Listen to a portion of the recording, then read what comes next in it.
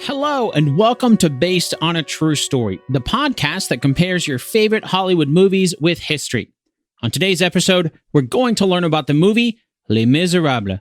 Now, I know what you're thinking. Wait a minute.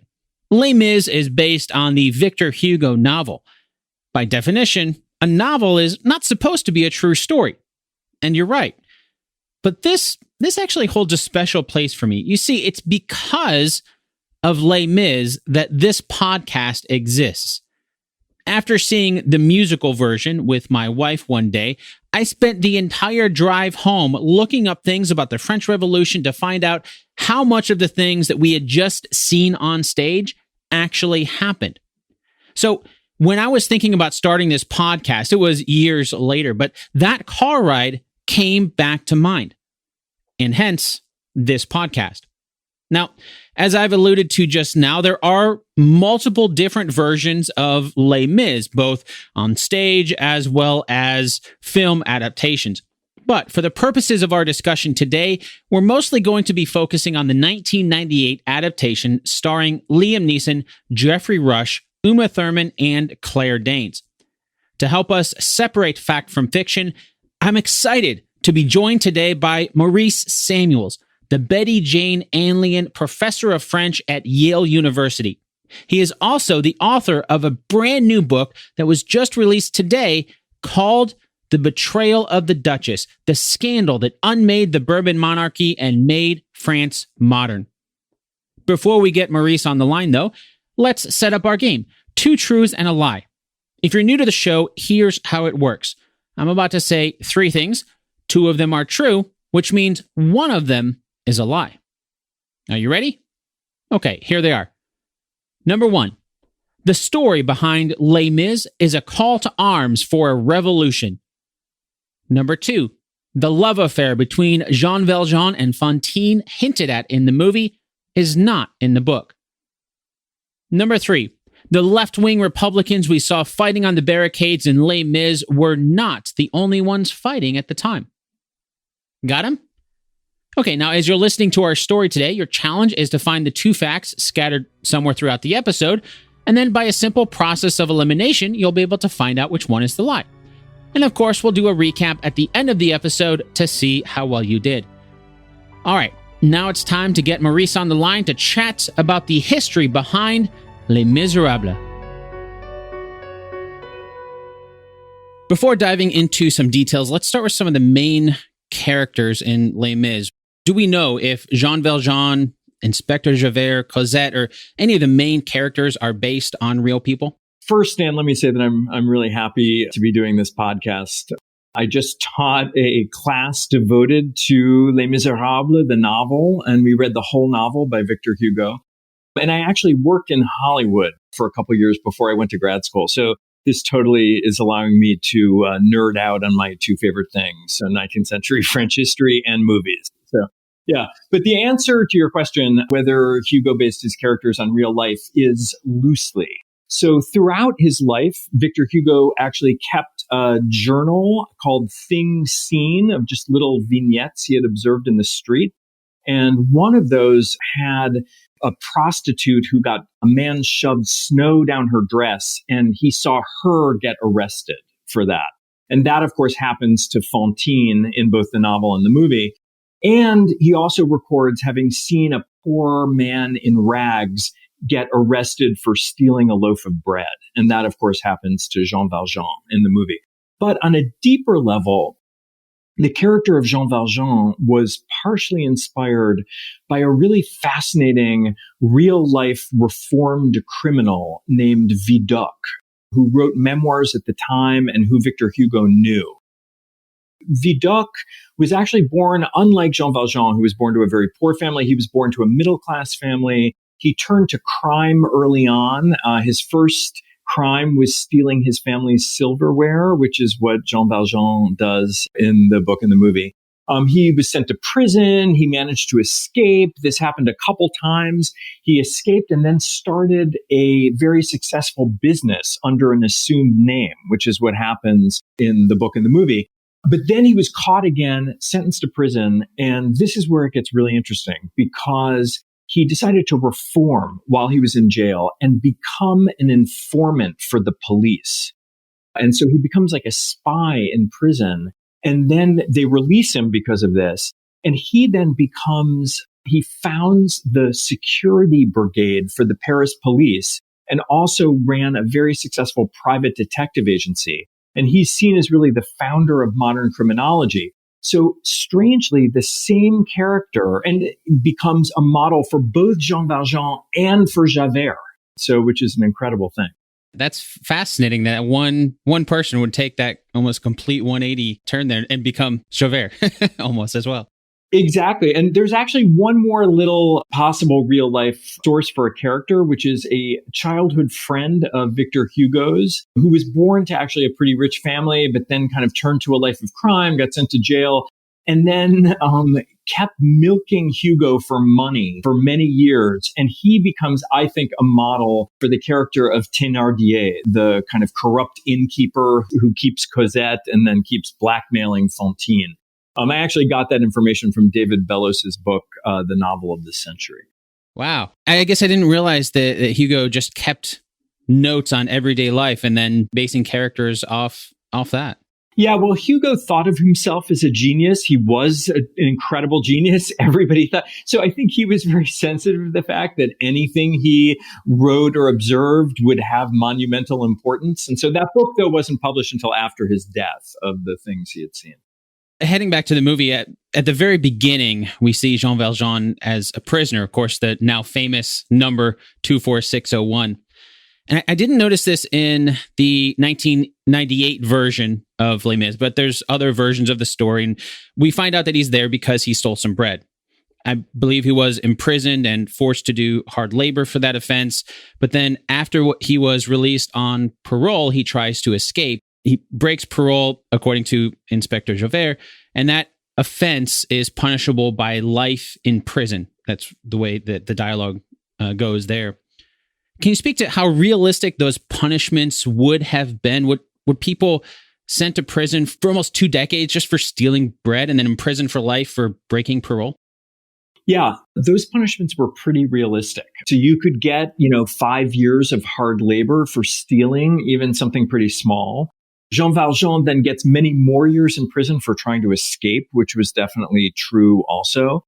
And the conditions in prison were awful. So you were sent to this prison colony in Toulon in the south of France, which is kind of a naval yard. And, so what they, show him like breaking rocks, that was pretty realistic. And then it's true that if you committed another offense, you could often get life in prison, which is what happens to that poor guy who's wrongly thought to be Jean Valjean. And he stole some apples in the novel that fell off a tree. So you can't really think of anything more minor than that. But he was being threatened with life in prison because it was his second offense. And of course, the injustices of the criminal system are one of the main things that Hugo is trying to argue against in the novel, trying to really make people aware of how unfair the system is, how it's rigged against the poor. Do we know if after the novel came out, were their eyes open to just how unfair a lot of that was? Did it actually start to cause some change? Yeah, I don't have any evidence of a direct cause and effect that the novel came out and they changed things. But yes, things did liberalize throughout the 19th century. I think we have to think about this novel a little bit like Harriet Beecher Stowe's Uncle Tom's Cabin, which, was credited with sparking the Civil War, with making people aware of the injustices of slavery. This is around the same time. It's a little bit after. And I think Hugo is trying to do the same thing in this novel to make people sympathetic, playing on people's sympathy through his stories. And that's one of the goals. Even though the movie doesn't really give any dates, again, I'm speaking about the 1998 movie, it doesn't really give dates to let us know when things are happening. We do know that the story takes place between 1815 and 1832. There's one scene that caught my ear, and it happened when we see Liam Neeson's version of Jean Valjean. He goes to trial of a man accused to be him, like you mentioned earlier.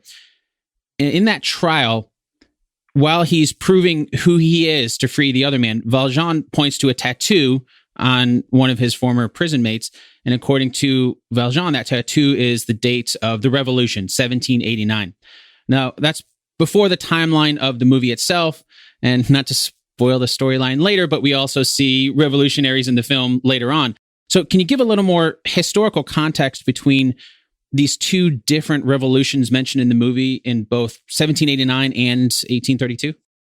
From my experience, one of the most common misconceptions about the movie, or people who've seen the musical, for example, think that it's taking place during the French Revolution, which is to say the Revolution of 1789. That was the big revolution that everyone knows, with the storming of the Bastille and the Reign of Terror and all that stuff. That was the revolution that ended basically 1,000 years of monarchy by killing the king. But that is not the one that this story is about. So what people don't realize normally is that the Revolution of 1789 was really the beginning of a century of revolutions in France. So it's a little complicated, but interesting. And I can give just a thumbnail sketch here of what happened. So the Revolution of 1789 basically ended when Napoleon, who had been a revolutionary general, took power. He declared empire and became a kind of dictator.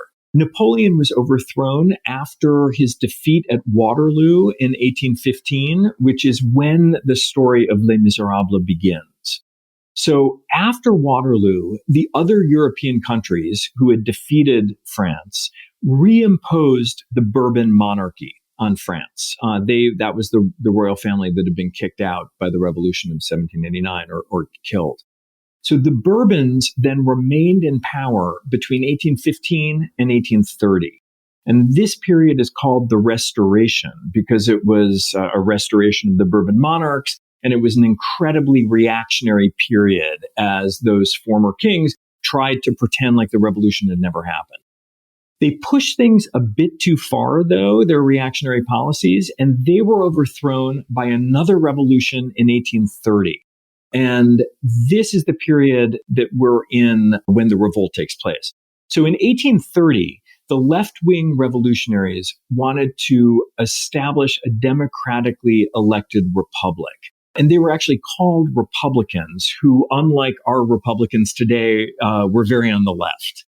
So these radical Republicans eventually, after the Revolution of 1830, wound up compromising by accepting a more liberal king, Louis Philippe, who was a cousin of the Bourbons. So everyone thinks he's going to be better. This is the kind of compromise thing. He starts to reign in July of 1830.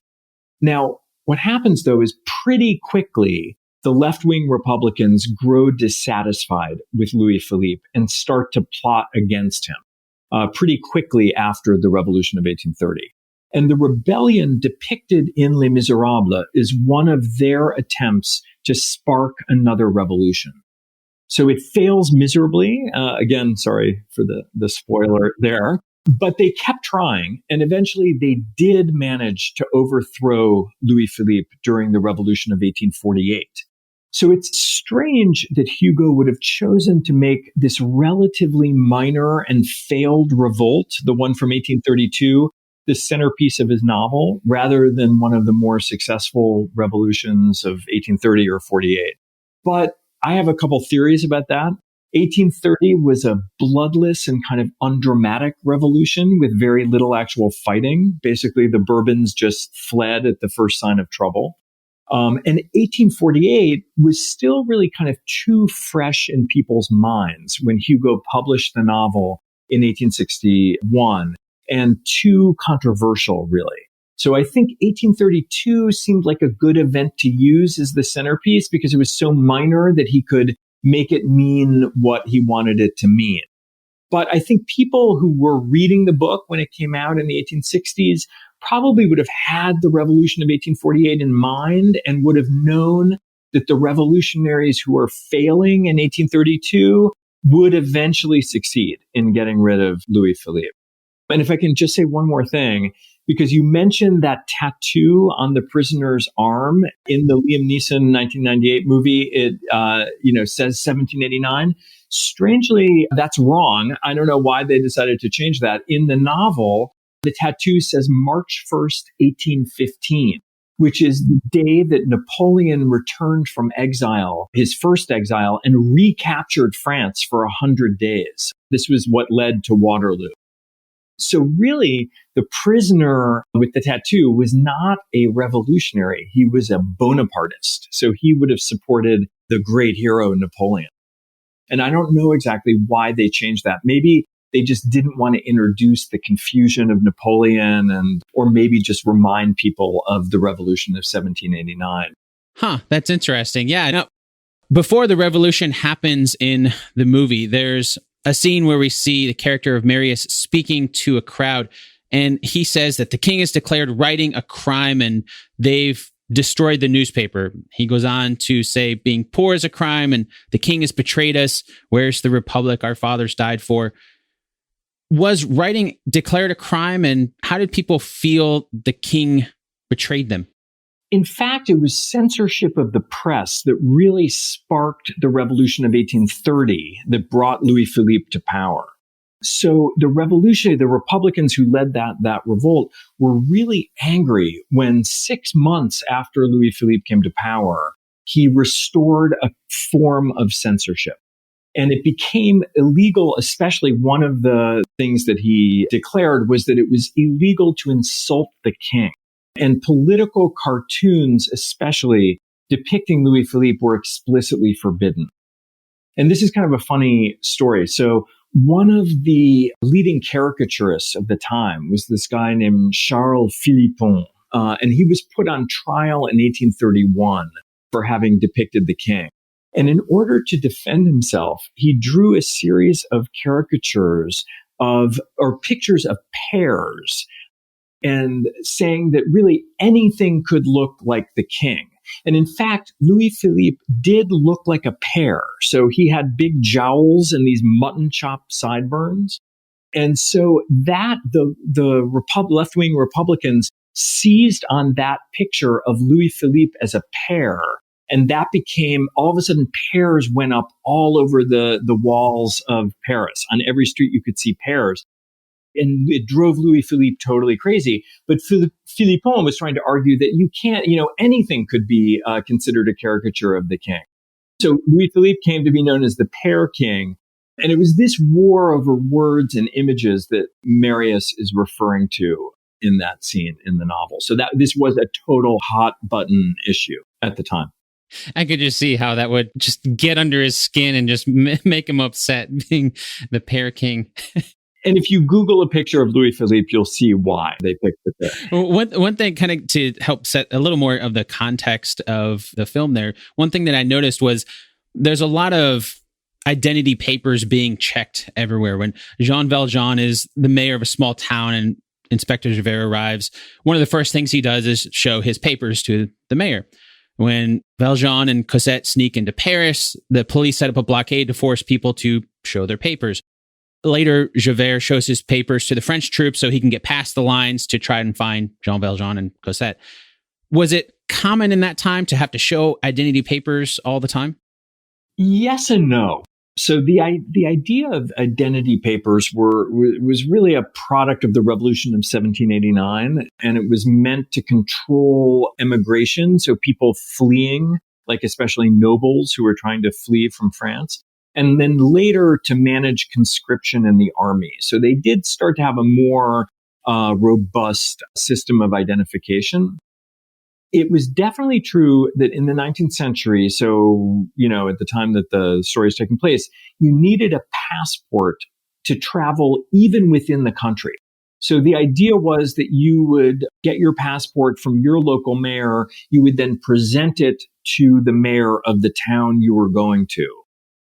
But the thing is, it was not really always observed. So in the movie, especially, they act like everyone was constantly showing their identity papers. And that's kind of an exaggeration. I think it allows them in the movie to up the stakes of Jean Valjean trying to get into Paris, and it makes it kind of more dramatic. That we don't see in the novel. And that, he didn't really have to show his papers a lot of times. That's what allowed him to come in and out of Paris constantly. One thing that was definitely true that we see in the movie is that prisoners, when they got released from prison, got a special yellow passport. And that they did have to show, where they had to be in a certain town at a certain time, show their passport. And that part is definitely true. Okay. When I was watching that and with all the papers, one of the first things that came to mind, of course, we see this in a lot of other movies, I'm just forge the papers. And so I was thinking, well, if it's that important, then surely somebody at some point would have figured out that, hey, we can start to fake some of these. And yeah. And at that time, I mean, if think about it, this is before photography. So photography doesn't get invented until like the 1830s, and they don't really have, and then it's like a kind of long exposure daguerreotype. So they're not able to really trace individual bodies in that way. So it's a kind of loose system until much later in the 19th century. So really, after 1870, you start getting a much more developed system of surveillance and identity control in France. That hadn't really happened yet by the time this takes place in the 1820s and 30s. Now, anytime I see numbers in a movie, it's kind of low-hanging fruit to start to see how accurate it is. And in the movie, there was this big contrast between the French authorities and the revolutionaries during the planning stages. Now, it's only in the dialogue, but there's this one scene where Javert, he's among the French authorities, and he's saying that they'll have 24,000 troops in the city, and those troops will be reinforced with an additional 30,000 within 2 days. And then there's another scene with the revolutionaries where they start to talk about how they need to make plans for the next day, the day of the revolution. Now, in my mind, that it tells me that a lot of this would seem to be last minute, going up against a pretty significant force. Can you give a little more historical background of these two sides and how the movie portrays them? Yeah, so this part is pretty accurate, actually. So historical records show that there were around 3,000 rioters in June 1832 versus about 30,000 government troops and National Guardsmen. So that's pretty true. The revolutionaries were vastly outnumbered, and they knew it. Their hope, though, was that the people of Paris would rally to the cause of revolution. So that was the idea, that they would spark the revolution, and then the populace would join them on the barricades. And that had happened during the Revolution of 1789 to a lesser extent, and it happened in 1830, and it would happen again in 1848. But unfortunately for them, it did not happen in 1832. And that was one of the reasons that the revolution was put down relatively easily by the government. So, and as for planning, there were revolutionary clubs that were going on. In the novel and the movie, they refer to the Friends of the ABC, which is the ABC, that had been plotting for a while. And it's true that there were these like revolutionary clubs all over the place that were trying to bring down Louis Philippe. Was there something different about, because I'm wondering why people would not have gone with the revolution this time when they did previously? It's a good question. I think it's possible that they just hadn't done enough organizing at the time. The conditions just weren't quite right then. There were other bigger revolts, like right around this time. The silk workers in Lyon also had a big rebellion, and that was a bigger deal, and that took more effort to suppress. I think that one had a better chance of turning into a bigger revolution, except that in France, it's such a centralized country that they were used to looking to Paris for leadership. So really every revolution that worked wound up coming out of Paris. Okay, I wonder if maybe when they're showing all this happening last minute with their preparations, maybe that's kind of one of the ways that they're trying to imply that why it failed, just because they weren't able to get the word out or whatever that may be. Yeah, that's true. It did have a much more spontaneous character. But, you could say that the same thing happened in 1830. So when the Bourbon king reimposed censorship from like one day to the next, a few newspapers put out a kind of call to arms, and then there was a kind of spontaneous revolt that did work at that point. Well, heading back to the movie, the revolutionaries mentioned something about how they can't let the king bury Lamarck as his hero. So when they try to bury Lamarck, we'll bury them instead, is the dialogue, something like that. Jean Valjean later explains to Cosette that the king is trying to claim Lamarck as his own hero, and that's a lie. It's the final insult, and that's why they're angry. So the movie clearly indicates that this is part of the revolution, but it doesn't really go into a lot of detail there. So who was Lamarck, and was the movie correct in suggesting that he had something to do with the revolution?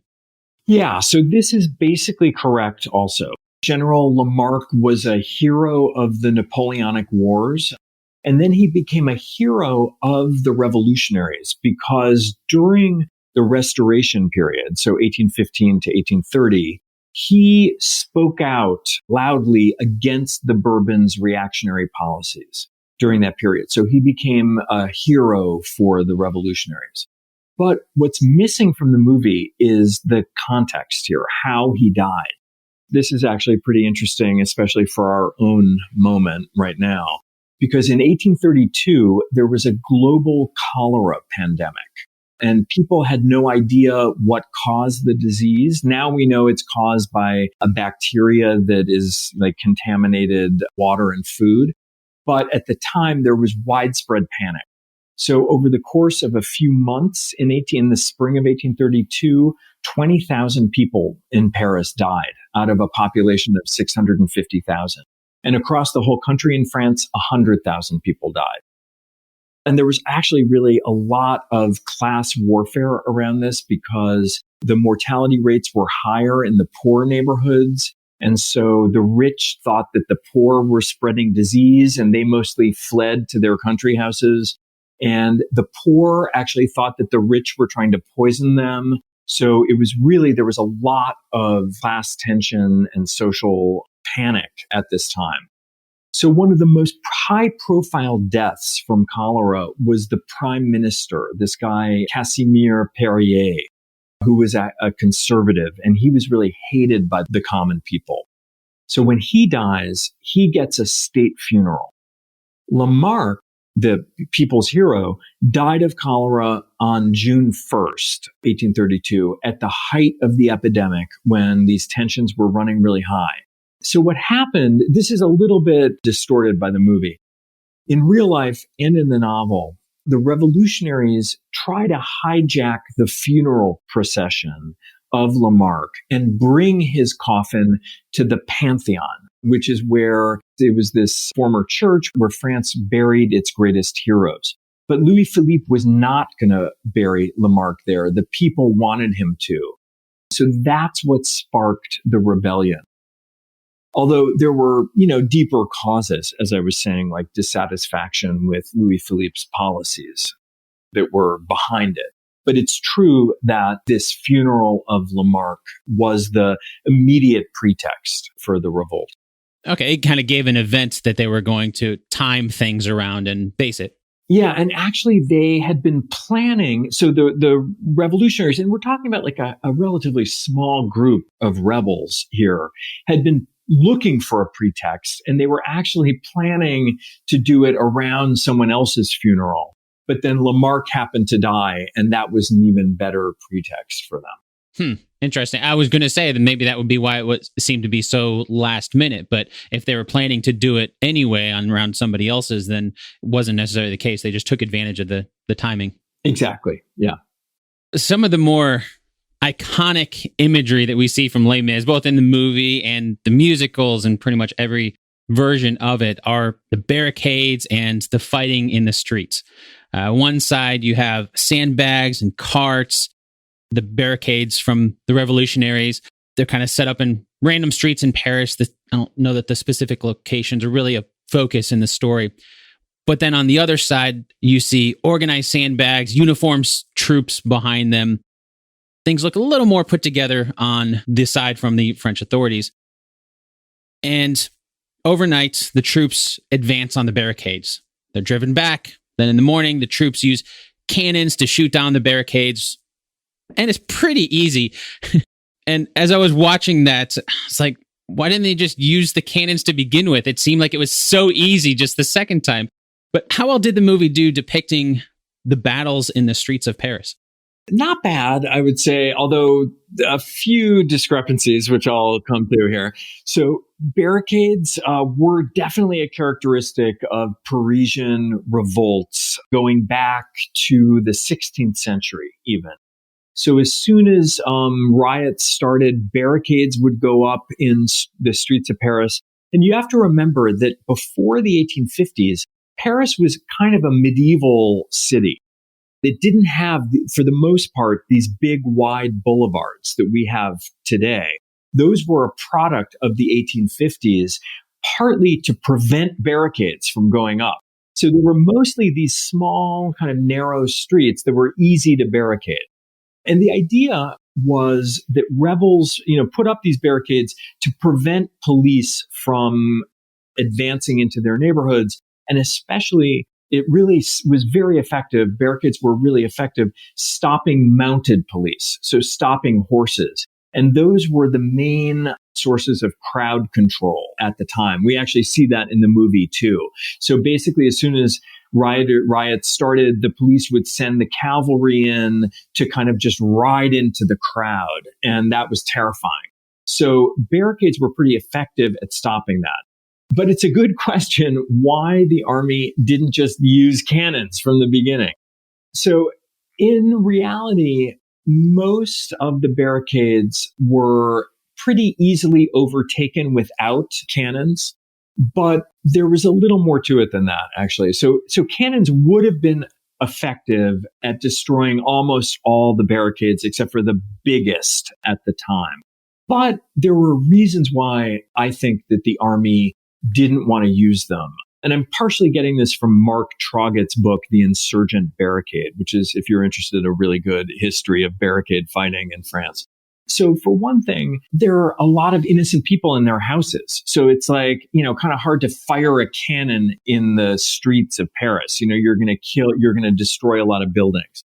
But probably more importantly, from a strategic standpoint, what would happen is if their barricade was destroyed, the rebels could just easily disappear either into the surrounding streets or into the neighboring buildings. And they're not wearing uniforms, so they could just blend in with the crowd.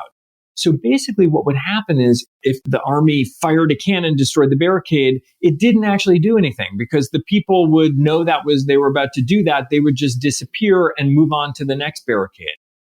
And by moving on to the next barricade, they would draw the army into these narrow streets. And then what would happen is the rebels, or sometimes even just normal people, would fire guns at them from the upstairs windows of these streets, or even throw like boiling oil on them or throw furniture on them and stuff like that. So, for one thing, it didn't really get the rebels, and it could be really dangerous anyway for the army. And in fact, I think that the movie shows that just as a convenient way to kind of lead to a climax and end the movie. In the book, it's much more, I think, realistic. So you see them that the army basically has to storm the barricade. For the most part, they kill some people there. The rebels then disappear into the surrounding houses. They have to kind of track them into the houses. And you see a lot of people getting shot in like the courtyards of houses in the book. That's a great explanation. I could definitely see now how it would be the movie just trying to speed things up and give a little bit of a summary of it all. And we see that happen a lot in movies where they're trying to condense the timeline and trying to just show bits and pieces. Yeah, they're not imagining there are going to be people like you saying, wait, why didn't they just do that from the beginning? It could have solved all of their problems. Exactly. Yeah. I guess that's fair. Now, one of the primary plot points throughout the entire movie is we see Chief Inspector Javert trying to catch Jean Valjean. And he always seems to be just a step behind in this the game of cat and mouse that goes on for almost 2 decades, 19 years, according to some versions of Les Mis. Near the end of the movie, Javert is captured by the revolutionaries. He's going to be killed. Valjean ends up saving Javert's life by letting him go. Then it's very emotional. At the end of the movie, Javert recognizes that Valjean will never be able to stop looking over his shoulder as long as he's still alive. So he writes a letter to the prefect to explain what happened to the prisoner, and then he takes Valjean's place. He sacrifices his own life so that Valjean can continue to live his. Now, I know you mentioned earlier that there's a possible historical, being the same person of Valjean and Javert, but is there any historical evidence that there's this prolonged search that culminates in a police officer willing to give his own life for a prisoner? Yeah, so this actually is exactly what happens in the novel, but to my knowledge, it's a total fabrication. So this did not happen. But it fits perfectly, I think, with what Hugo was trying to do in the novel, which is to model a kind of Christian ethics as a solution to social strife at the time. So if you think of the bishop at the beginning of the story, who after being robbed of his silverware by Jean Valjean, turns the other cheek and gives him his silver candlesticks. This has a profound effect on Jean Valjean, who then consecrates himself to God and to doing good work for the rest of his life. So Javert in the story is someone who only understands black and white, right and wrong. So you're either on the side of the criminals or you're on the side of the police. He's not a bad person, I don't think, but he's an inflexible one. And he can't understand a concept like forgiveness. So when Jean Valjean spares his life at the barricade, it kind of shatters Javert's worldview. He learns the lesson, though, and decides to let Jean Valjean go free. But that's not a world he can live in himself. So that's why he commits suicide. And it's the moral culmination of the kind of moral climax of the novel. But did it happen in real life? I really doubt it.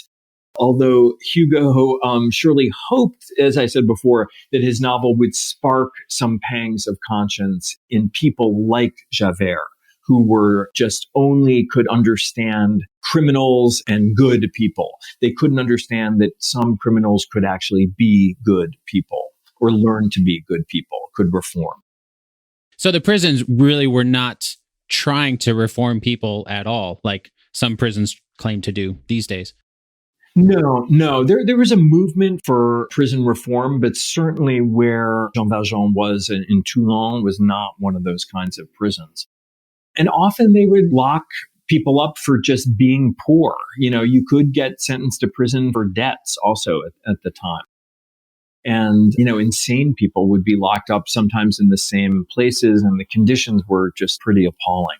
I always thought that was a circular logic where you have somebody go to prison for being in debt, and then you can't pay off the debt because you're in prison. And so it just gets even worse and worse and worse. And it's like, well, you're not really trying to get people to pay off these debts then, because they can't while they're in prison.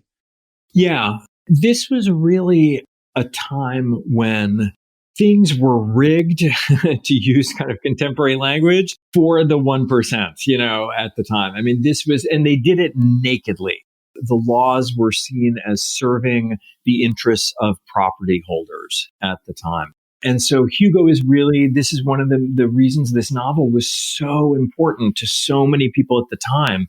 It was really a kind of cry into the darkness to try to get people to change some of these policies, but not preaching revolution. And that's, I think, one of the other kind of misconceptions of the novel is that about this story is that you could come away just watching the movie or the musical and think that the novel is really advocating armed revolt. It's not really. It's actually advocating this kind of Christian ethics and forgiveness, and let's just be nicer to people, and then we won't have to revolt. So I think that it's important to make that distinction too.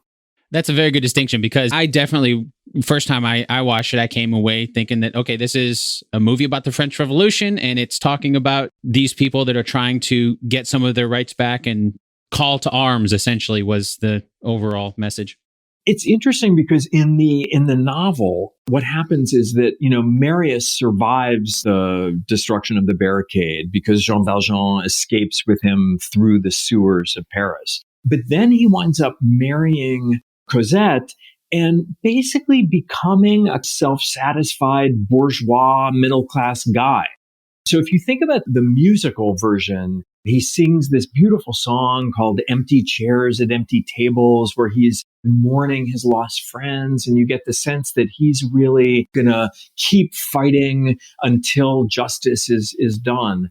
Actually, in the novel, there's like a couple sentences where he's like, yeah, it's really too bad about my friends. And then he basically becomes, this like happy, self-satisfied rich guy because he uses Cosette's huge dowry. And you don't get the sense he's going to be on the barricades anytime soon. So that, I think, is something that the many of the adaptations want us to believe about the characters, and that's not really the case in the novel itself. Interesting. Now, at the very end of the movie, of course, you mentioned this earlier, the revolution fails. We also see many of the revolutionaries that were behind the barricades. The soldiers line them up and shoot them. Now, you mentioned earlier kind of what happened with the revolution overall, but what happened to some of the revolutionaries? Were they also involved in the next version of the revolution, or were they executed if they were captured, or how did that turn out for them? The revolution, as I said, failed because the Parisian populace as a whole didn't join in. And the government quickly took control of almost all the barricades that went up during the funeral.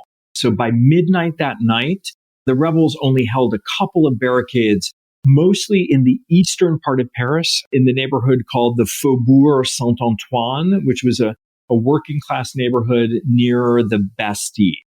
So they held out for just until the next day. And then at that time, a lot of them got killed in the barricade fighting. The government surely did execute a bunch of people just on the spot.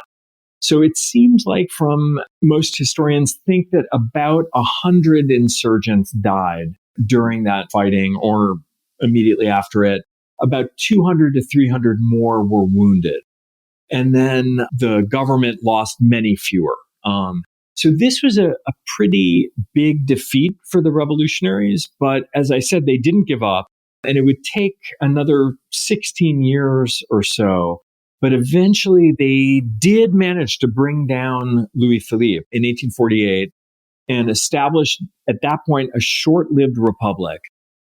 But it was really only after 1870 that France permanently became a democratic republic. So it keeps going back and forth between kind of monarchy and republic until 1870. Now, we've talked about some myths that have been perpetrated because of the movie or musical versions. Are there any other big ones that you see a lot of people believe because of the movie adaptation, any of the movie adaptations or musical that just isn't true? As I said, I think the big one is this idea that the novel and the story is ultimately like really progressive in the sense that we would kind of associate with it, whereas actually it's kind of advocating faith in God as the ultimate solution to society's problems. So I think it's clear that Hugo was a real humanitarian and was really concerned with the plight of the poor. But I think that there is a myth that the novel is more revolutionary than it really was. It's strange because in Soviet Russia, this was like one of the most popular novels, along with like Pushkin's novels, which is a little strange because if you read it closely, it's not actually as revolutionary as we think. So that's one big myth, I think. Another myth, though, is about gender, I think. And this is something that if you read the novel, and I think it also in like the musical version, the women are pretty, like Cosette is sort of incapable of having a political idea.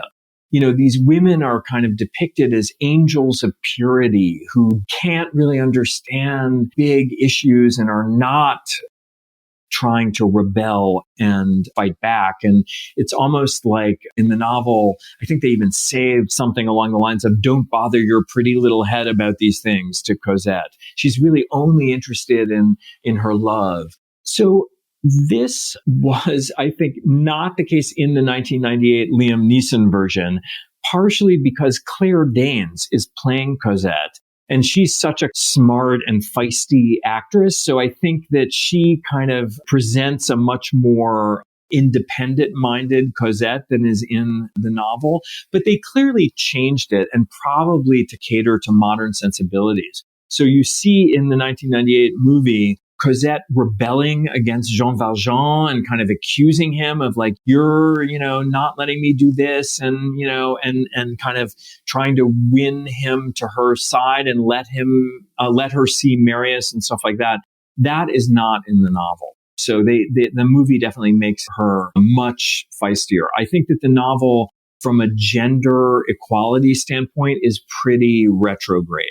Even though, and it's important to point this out, it saw itself as defending and speaking out against some of the particular ways that women were oppressed. So it definitely is doing that with Fantine and kind of exposing the plight of poor women who are forced into prostitution. That was true for a lot of women at the time. And the novel is definitely, Hugo saw himself as a feminist now, but certainly by modern standards, there's a lot that's like pretty retrograde about the gender ideology in the novel. Were there others who were trying to tell stories from that perspective during that time, or was that a pretty novel idea and just not done very much? There were. So one of the most widely read novels, and what's clearly a precursor to this novel, was a novel by this guy named Eugène Sue, and it was called The Mysteries of Paris. This one was from the 1840s. This was actually the first really successful serial novel published in France, or one of the first. And this novel also, it was about a handsome prince who went undercover in the slums of Paris to try to reward the virtuous poor. So we can see the kind of, and in the process, he winds up exposing a lot of social inequalities. The plight of prostitutes was also one of these. But of course, here again, it's a kind of slightly dubious ideology here that only the virtuous poor deserve to be saved and rewarded. And it kind of encouraged poor people to be policing themselves.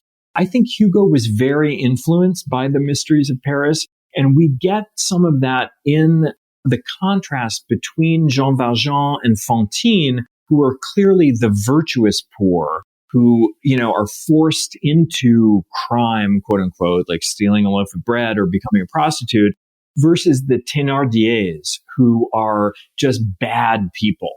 And they're there, I think, to show a contrast that not all poor people are deserving of our sympathy, but the good ones who have faith in God and who try to reform themselves, they are, and we should try to save them.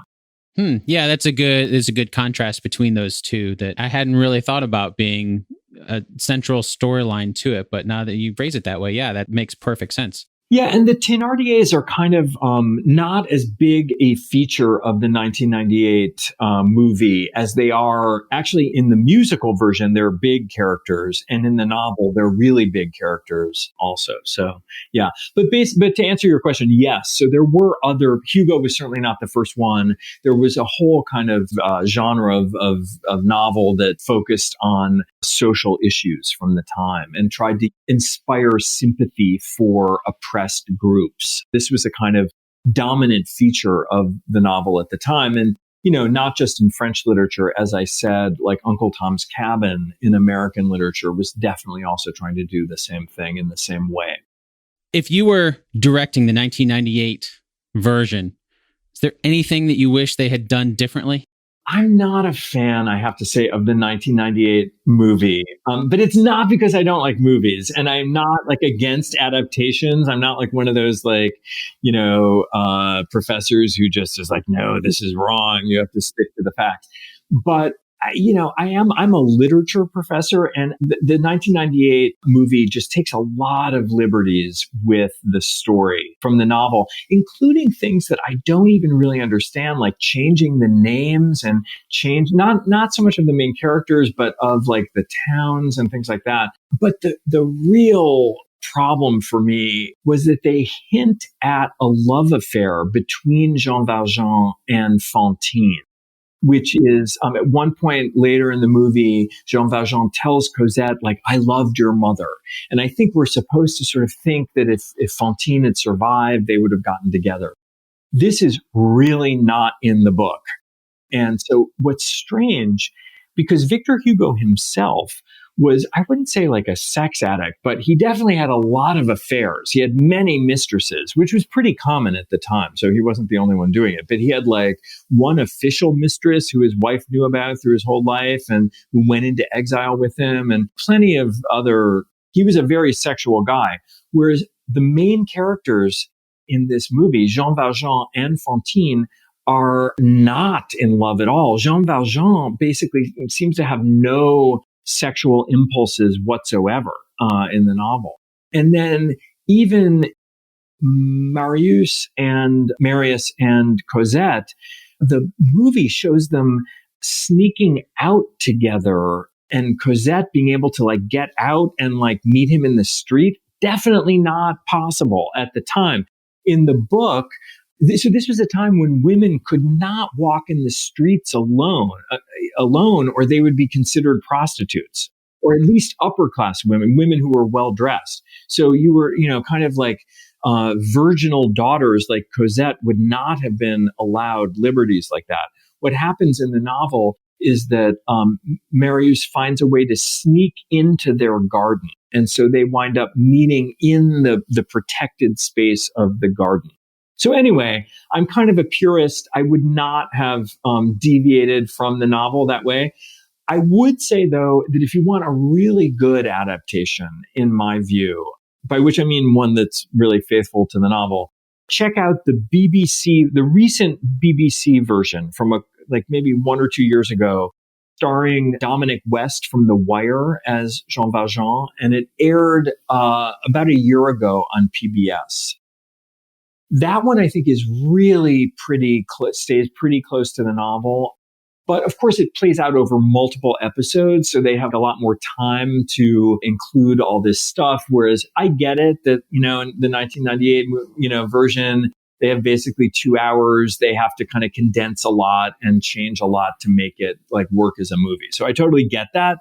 But as a kind of lover of the novel, it bothered me. Well, sure, but there's some things that don't necessarily take a different amount of time. Like you were talking about earlier, the date, the tattoo date, things like that. It would change no amount of time whatsoever in the movie to have a different date on there. Although you could maybe argue that they just didn't want to mention Napoleon or something because it just sends you down a rabbit hole, So I can't remember exactly, but I feel like in the movie, I don't think Napoleon is a big deal, whereas in the novel, he's a huge deal. And it's true at the time that everyone was thinking about Napoleon, and of the different political factions at the time, a lot of people, especially among the common people, were Bonapartists who wanted to bring back. Napoleon himself died in 1821, but they wanted to bring back his family to rule over France. And that does happen. After 1848, Napoleon's nephew is elected president of the newly founded republic in 1848. And then he, like his uncle, has a coup d'etat and establishes an empire again. So that was definitely in the air. But I think the movie probably just didn't want to go there. Leave that for a different movie, perhaps. Exactly. Yeah. Well, thank you so much for coming on to chat about Les Mis. I know we've been talking about that mostly, but I also know everyone listening to this loves to learn about real history. And earlier, you did mention the Bourbon monarchy, and I know you have a brand new book that just released today called The Betrayal of the Duchess. Can you give us a little bit more information about the book and where we can get a copy? Yes, gladly. So my new book, which, as you said, is called The Betrayal of the Duchess, actually also happens to take place in 1832, the year of the revolt in Les Mis. My book, though, is about an aspect of this period's history that's only barely mentioned in the novel and not at all in the movie.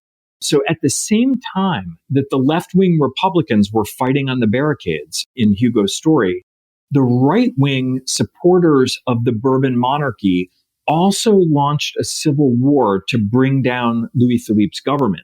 They also were hoping to take advantage of the cholera epidemic And they wanted to actually time their revolt with the left-wing revolt. They thought it would be harder for Louis Philippe to fight on two fronts at once.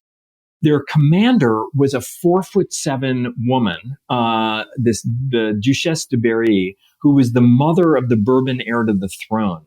And she was a fascinating character, led a guerrilla army, and might have succeeded actually in bringing down Louis Philippe, but she was betrayed by her trusted confidant who was Jewish. And this led to the first real outpouring of anti-Semitism in modern France at this time. So it's a really interesting story. As you said, the book comes out today, and it's available from any online bookseller, or you can try to maybe support your local bookstore if they're still open. It's a really hard time for a lot of bookstores, so try to maybe see if they're open and you can order it through them. That's fascinating. I'm sure it dives into a lot more of the things that we talked about, but just a completely different perspective of it. I had no idea that there was this other angle that Philippe had to try to fight the battle at two fronts. Exactly. And that a lot of people actually wanted to bring back the Bourbon. So you get the sense watching Les Mis or, even reading the novel that people were all in favor of a republic and it was just a matter. But actually, a lot of people were pretty conservative. All these, nobles and wanted to bring back the old monarchy. And they thought, this was a really unstable time. Cholera was making everyone really anxious. And a lot of people thought, why not go back to the most conservative old form of government that will give us stability in this time of crisis? But basically, my book, though, it's a really good story, I think, because she was such a fascinating character. So I just try to really tell this story in the book. Thank you so much for coming on. Well, thank you, Dan. This was really fun. Thanks for giving me the chance to talk to you. This episode of Based on a True Story was produced by me, Dan Lefebvre. I'd like to thank Maurice Samuels once again for taking the time to come onto the show. And if you want to dive deeper into one of the stories around the same time that Les Mis took place, as I mentioned at the beginning of this episode, Maurice has a brand new book out. In fact, if you're listening to this episode on the day it's released, the book was also released. It just came out today. It's called The Betrayal of the Duchess, and you can find it anywhere books are found, or it's a great time to support your local bookstores. If they don't have a copy on the shelves already, then I'm sure they can get it for you. And of course, call them up or order online. Be safe and stay healthy. And also enjoy some fascinating reading at home. Okay, now it's time for the answer to our 2 truths and a lie game from the beginning of the episode. As a refresher, here are the 2 truths and 1 lie. Number 1. The story behind Les Mis is a call to arms for a revolution. Number 2, the love affair between Jean Valjean and Fantine hinted at in the movie is not in the book. Number 3, the left-wing Republicans we saw fighting on the barricades in Les Mis were not the only ones fighting at the time. Did you find out which one is a lie? Let's kick this off with number 1. The story behind Les Mis is a call to arms for a revolution. That's the lie. As Maurice explained, a common misconception about Les Mis is that it's a call to arms for revolutionaries when, in fact, Victor Hugo's novel is more trying to advocate faith and God as the ultimate solution to society's problems. And that means number 2 is true. The love affair between Jean Valjean and Fantine hinted at in the movie is not in the book.